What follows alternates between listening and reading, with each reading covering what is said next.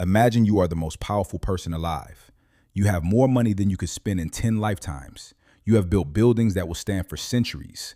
You have planted vineyards and orchards and gardens so vast that servants tend them in shifts around the clock. You have written thousands of proverbs. You have answered questions that made kings and queens travel for weeks by caravan just to sit at your feet and listen. You have, by any measure the ancient world had available, won. And then you sit down and you pick up a pen, and the first thing you write is this: smoke. All of it.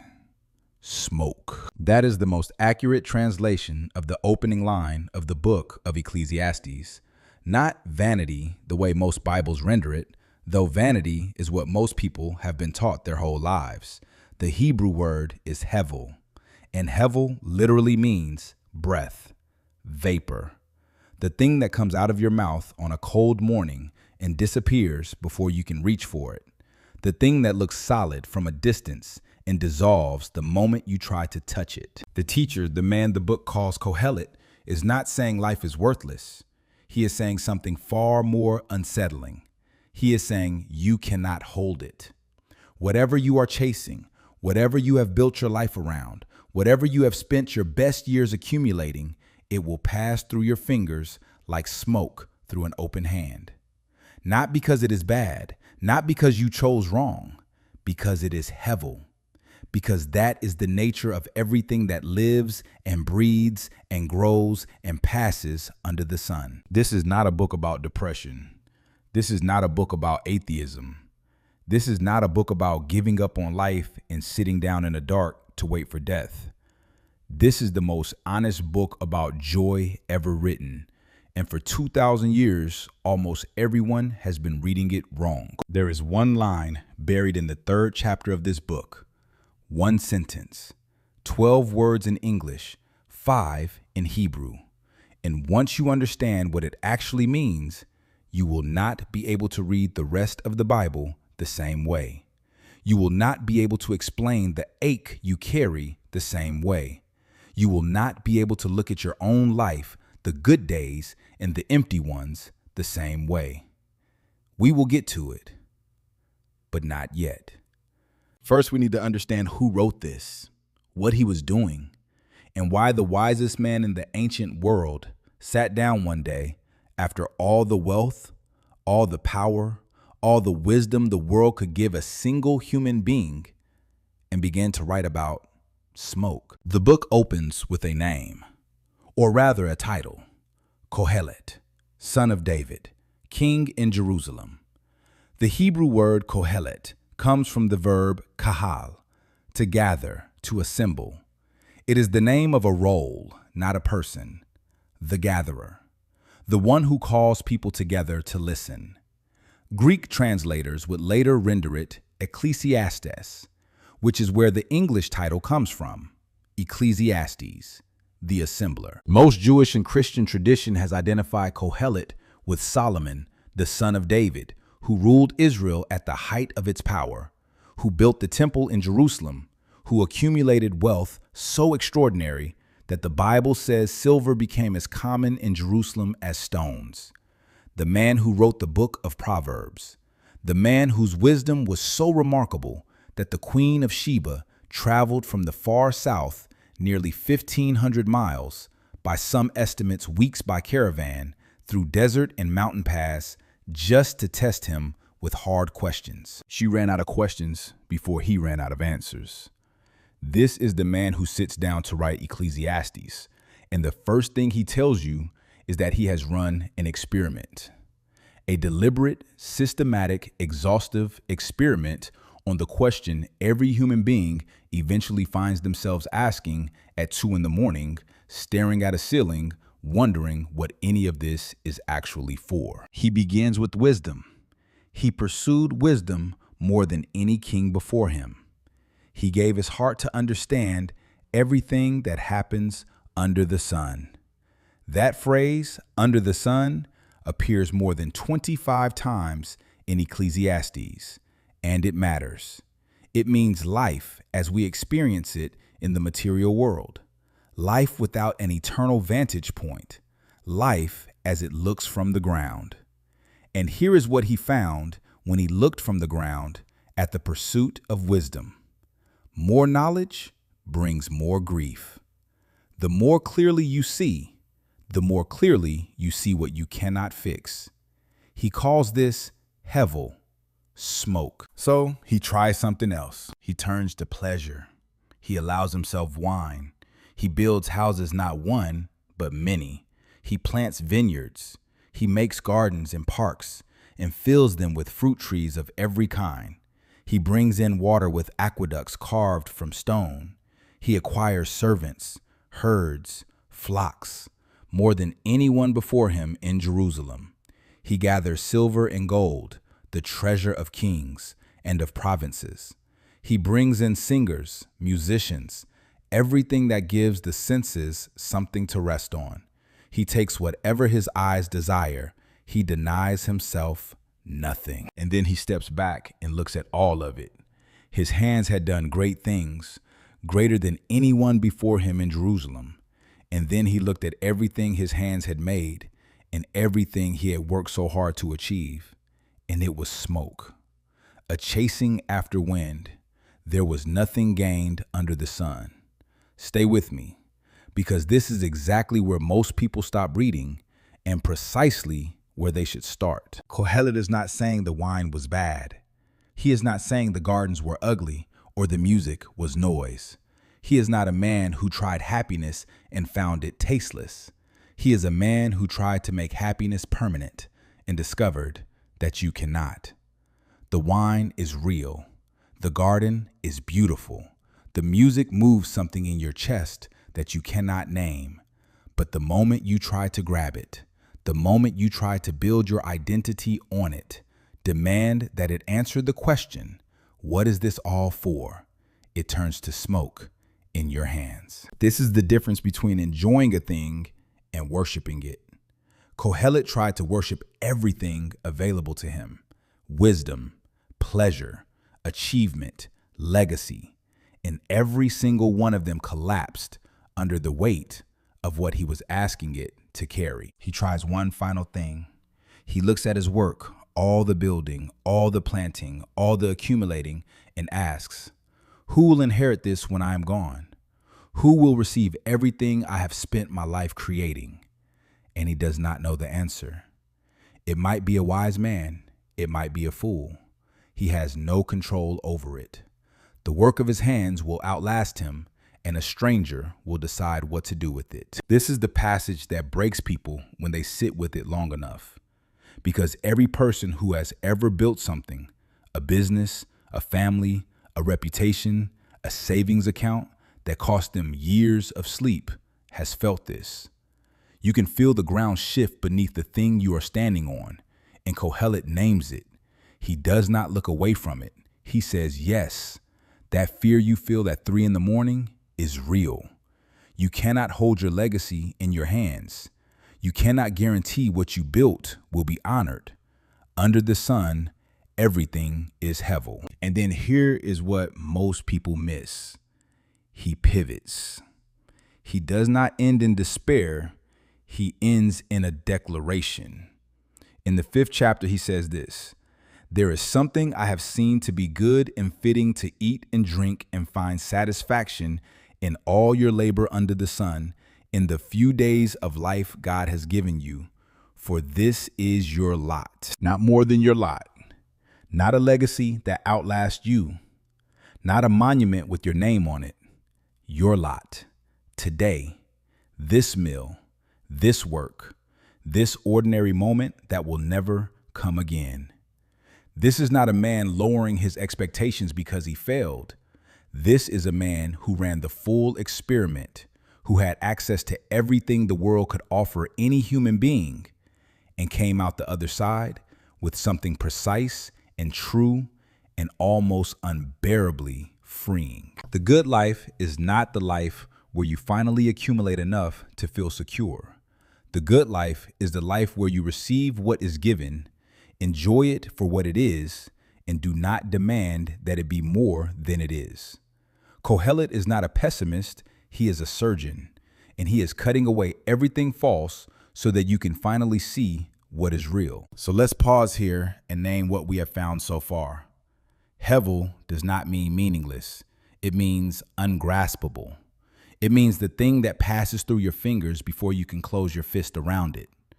Qohelet is not telling you that nothing matters. He is telling you that nothing can be held, and that trying to hold it, building your whole life around securing it, owning it, making it permanent, is exactly where the suffering comes from. In a moment, we are going to look at the most famous poem Qohelet ever wrote, and we are going to see something in it that almost no one notices the first time they read it. But before we do, if this kind of deep Bible content is what you want more of, subscribe. There is a lot more of this coming. And now, back to the book. Chapter 3 of Ecclesiastes begins with one of the most quoted passages in the entire Bible. You have heard it at funerals. You have seen it on greeting cards. You have heard it set to music. There is a time for everything, the poem says. A time to be born and a time to die. A time to plant and a time to uproot. A time to weep and a time to laugh. A time to mourn and a time to dance. Most people hear this as comfort, a kind of cosmic reassurance that everything has its season, everything works out, the wheel keeps turning, and eventually it will turn your way. Here's what the poem is actually doing. Qohelet lists 28 pairs of opposites: birth and death, building and tearing down, love and hate, war and peace. He is not saying that good things follow bad things in a tidy sequence. He is saying that the whole of human experience, every possible thing a person can live through, is outside your control. You do not decide when the season of mourning arrives or when it lifts. You do not schedule the time for love or the time for loss. These things are given and taken by hands larger than yours. And you, for all your wisdom, for all your careful planning, are standing in a river that moves whether you swim or not. Pay attention to this. Qohelet follows the poem with a declaration that changes everything. He says God has made everything beautiful in its time. The word in Hebrew is tov, the same word God uses in Genesis when he looks at what he has made on each day of creation and calls it good, beautiful, fitting, right, tov. Qohelet is not describing a cold, mechanical universe grinding forward without meaning. He is describing a universe in which a God who calls things tov is moving through every season, including the seasons you did not choose and would not have chosen if anyone had asked you. Now watch what happens next. For centuries after Ecclesiastes was written, the book sat in a kind of uneasy tension within the Jewish canon. It was read, it was debated. Some rabbis argued it should not be included at all, that it was too dark, too willing to ask questions that made people shift in their seats. And then, in the 4th century, a bishop in Cappadocia, a region of what is now central Turkey, sat down and began to write about it. His name was Gregory of Nyssa, theologian, bishop, one of the architects of the Nicene Creed that Christians still recite in churches every Sunday. And Gregory wrote 8 homilies on just the first 3 chapters of Ecclesiastes. 3 chapters. And scholars have called them the most profound treatment of the book in the entire ancient world. Gregory saw something that most modern readers walk straight past. He said Qohelet was not a pessimist. He was a physician. The sickness he was treating was attachment, the desperate human habit of building your identity on things that cannot hold your weight. The things Qohelet lists are not evil in themselves. Wealth is not the problem. Comfort is not the problem. The problem is the hand that will not open. The soul that cannot let a good thing simply be a good thing, that must instead make it the answer to everything. Gregory said Ecclesiastes is a book about freedom, not freedom from the world, but freedom within it. 1,000 years later, a German monk named Martin Luther opened the same book and was stunned by what he found there. Luther had spent years tormented by the belief that a man must earn his standing before God through discipline, through achievement, through relentless accumulation of righteous deeds. Ecclesiastes broke something open in him. He said, the book attacks what he called false holiness, the delusion that you can make yourself right through effort and accumulation. The teacher, Luther wrote, is showing us how to receive the life God gives rather than conquer the life we think we deserve, to hold it with open hands, to stop performing. And here's the part nobody tells you. This wisdom, the wisdom of receiving, of holding things loosely, of not demanding that this present moment justify your entire existence, did not begin with Israel. It is ancient beyond measure. It is written into the human story in ways that reach back further than the Bible itself. There is a text called the Epic of Gilgamesh, one of the oldest pieces of literature ever discovered, pressed into clay tablets in ancient Babylon long before Ecclesiastes was written. In it, a king named Gilgamesh watches his closest friend die, and he is shattered. He sets out to find immortality to defeat death, to make his existence permanent and unassailable. And along the way, he meets a woman named Siduri, who keeps a tavern at the edge of the world. And she tells him, you cannot find what you are looking for. The gods kept life for themselves and gave death to mankind. So let your belly be full. Let your clothes be clean. Look at the child who holds your hand. Let your wife delight in your embrace. This is the task of man. Scholars have been noting for decades how close that is to what Qohelet says. Eat, drink, find satisfaction in your work. This is your lot. The wisdom is older than Solomon, older than Jerusalem. It runs through the deepest grain of what it means to be human, the ache for permanence in a world that cannot give it, and the quiet, difficult invitation to receive what is actually here. But Qohelet goes somewhere that Siduri cannot follow, because Siduri has no answer for why the ache exists in the first place. She can only say, stop chasing. Qohelet says something entirely different, and it is the line we planted at the beginning of this video, the one in chapter 3, the one that changes everything. We are almost there. Here's the line, chapter 3, verse 11, right after the time poem, right after the declaration that God makes everything tov. Qohelet writes this: He has made everything beautiful in its time. He has also set eternity in the human heart, yet no one can fathom what God has done from beginning to end. 5 words in Hebrew: eternity in the human heart. This is the open wound at the center of the book. This is why nothing under the sun has ever fully satisfied you. Not because you are ungrateful, not because you have made wrong choices, not because you need more or better or different, but because you were made with eternity already inside you, and eternity cannot be filled by anything that exists only under the sun. Think about what that means. You have felt this. I know you have. You reach a milestone, a graduation, a promotion, a wedding, a moment you spent years working and waiting and hoping for, and you get there, and the day is genuinely beautiful, and the people you love are around you. And somewhere underneath the celebration, quiet as a held breath, there is a voice that says, "Is that all?"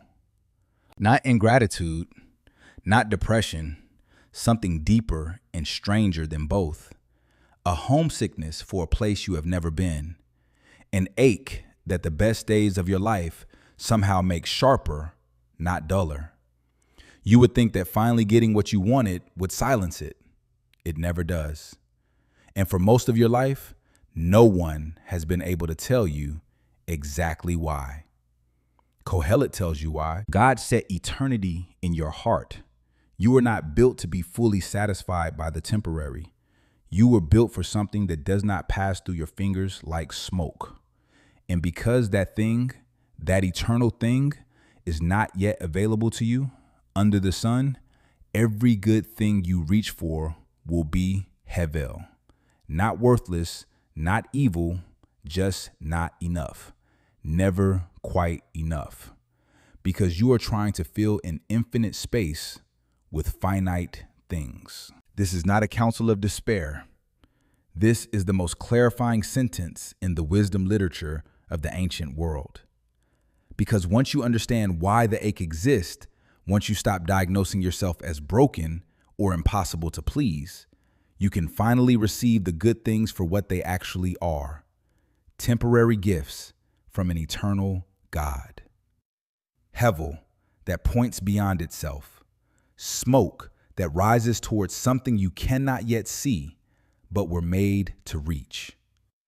Here's what this did to Jerome. Jerome, the great scholar, the translator who gave the Western Church its Latin Bible, the man whose Vulgate would be read by more people than almost any book in human history, wrote his commentary on Ecclesiastes while living in a cave in Bethlehem. Around the year 388, he had left Rome. He had left his career, his reputation, his powerful circle of friends. He had gone to live as close to the birthplace of Jesus as he could get, and he brought Ecclesiastes with him into the cave. He said the book taught him something he called a loosening of the grip. Not contempt for the world, he was careful to say this, not hatred of good things, not the pretense that beauty is an illusion or that pleasure is a trap, but the slow, deliberate, daily practice of holding everything with an open hand. The friendship is real. Hold it loosely. The work matters. Hold it loosely. The wine is good. Hold it loosely. Because everything given under the sun will one day be required back. And the soul that has learned to hold things loosely will not be destroyed when they go. Jerome said he read Ecclesiastes not as a pessimist notebook, but as a preparation for eternity, a training of the soul in the art of not clinging to what was never yours to keep. And then Qohelet closes his book. After all the experiments, after all the observations, after the time poem and the carpe diem passages, and the long meditation on death, and the warnings about wealth, and the strange, luminous, dark poem about old age in the final chapter, after all of it, the teacher sets down his pen and says this: the end of the matter, all has been heard. Fear God and keep his commandments, for this is the whole duty of man. For God will bring every deed into judgment, every hidden thing, whether good or evil. Not smoke, not vapor, not Hevel, judgment, memory, a God who sees and does not forget. This is Qohelet's final answer to the ache. Not stop wanting, not lower your expectations, not make peace with meaninglessness, but the God who placed eternity in your heart is the same God who will one day satisfy it. Every deed remembered, every hidden act of love and faithfulness and quiet endurance seen, not lost, not vapor. Every ordinary Tuesday where you chose to eat and drink and find satisfaction in your work and hold the people beside you with open hands, God saw it. God kept it. Nothing wasted. The smoke rises, and God knows exactly where it goes. So let's bring this home. 3 things Ecclesiastes is actually saying and has always been saying for the people willing to read it slowly enough to hear. The first, Hevel is not nihilism. The word the teacher uses, vapor breath, smoke, is not a declaration that nothing matters. It is a description of the nature of everything under the sun. Things are real. Things are good. They are given by a God who calls his creation Tov, but they are temporary. They were never designed to bear the full weight of your longing. The suffering does not come from the things themselves. It comes from demanding that temporary things do permanent work. The second, the ache is not a malfunction. That feeling the inexplicable emptiness at the height of your best days, the quiet voice that says, "Is that all?" is not ingratitude. It is not a sign that something is wrong with you. It is the sound of eternity in your heart, exactly where God placed it. You are made for more than life under the sun. The ache is not your enemy. The ache is the proof. The third, and this is the one that matters most, the book does not end in smoke. It ends in judgment, which is another word for memory. A God who sees, a God who does not forget. Every deed, every hidden thing, every moment of faithfulness in a season nobody witnessed, remembered, held, not Hevel, not vapor, not lost to the wind. The smoke rises, but it rises towards something. Which line from Ecclesiastes hit you the hardest today? Tell me in the comments below. I read every single one. And if this is the kind of deep Bible content you want more of, subscribe. Every book, every story, every word that has been waiting 2,000 years for someone to finally read it the way it was meant to be read.